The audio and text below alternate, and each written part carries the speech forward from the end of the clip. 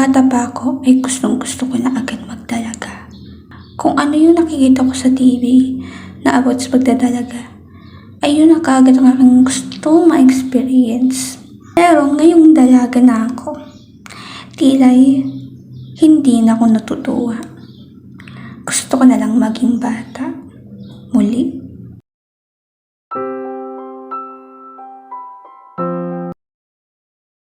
Bata pa lang ako, ay napapanood ko na ang She's Dating a Gangster.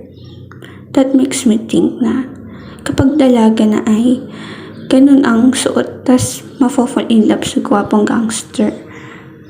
I know, this is weird, but pinangarap ko nung bata pa ako na kapag nagdalaga na ako, ay may boyfriend na ako. Ay nako, di na ako natutuwa kapag naaalala yun. Akala ko nga nung bata pa ako, ay may freedom na ako gawin ang mga gusto kong gawin. Like mag-disco at pumunta sa malalayong lugar.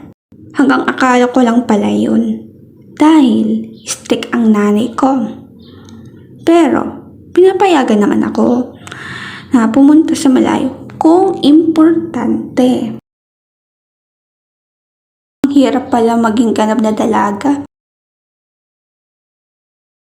Naaapektuhan ang mood dahil sa pagbabago ng hormones. Buwan-buwan magsasuffer dahil sa menstruation. Mas lalo pang nagkaroon ng insecurities. Highs.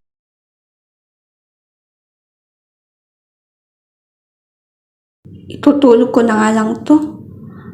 Ayoko na lang pagkaisipin pa. Baka magbago na naman ang mood ko kung nagkataon.